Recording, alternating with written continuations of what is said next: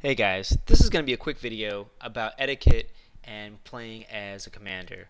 First thing is as a commander, you guys don't get in the chair if there's already somebody there that really knows what they're doing. Make sure you get the best comm you can for your team. If not, and that person doesn't want to comm, and you don't know what you're doing, but you really want to learn, of course, go ahead and get in the chair.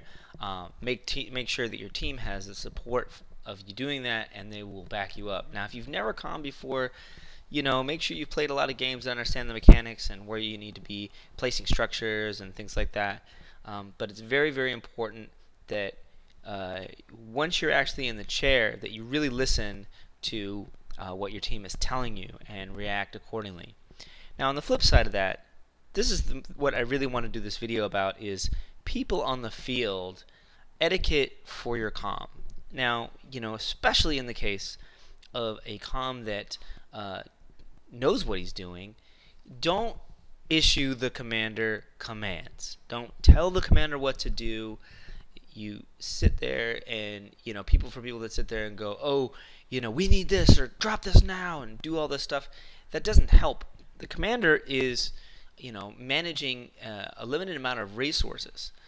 And, when you're saying do this and do this, it doesn't help, if doesn't have enough resources. Now, if you look up at your team res and see that it's astronomically high, and your comm isn't doing what he's supposed to do, don't hesitate to eject. Don't get offended. Just be like, you know what, this comm isn't working for us. Let's eject him. It's nothing personal. You just, if you got too much res going on, then just eject. The next thing is,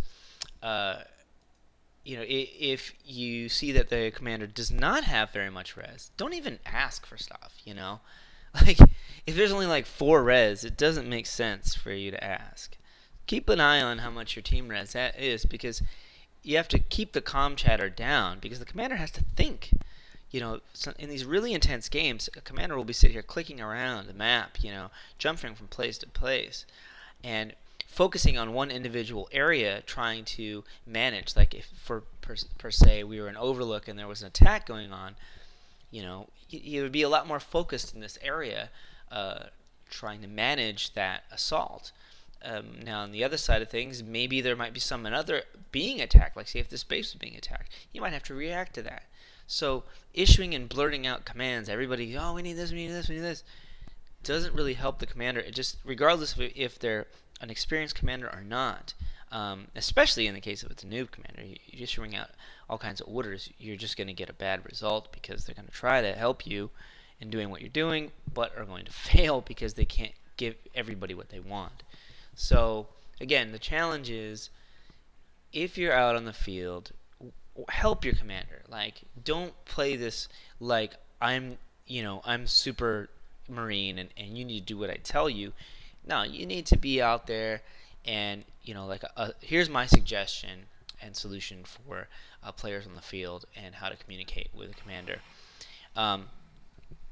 Definitely use the mic and, but don't pose commands to a commander. Basically say, I say where you're at. Like for example, I'm going into Nano, like in this case, Obelisk, right? This guy here. I'm going into Nano. I could use some help here. We could use an armory here. An armory would be helpful here. Don't say we need, or there needs to be, or we're gonna lose if. Don't use those kind of words, because really it's the comm knows what's going on. Especially if he's a really good comm, he'll know what's going on. And if he's not a good comm, then you're just gonna confuse him.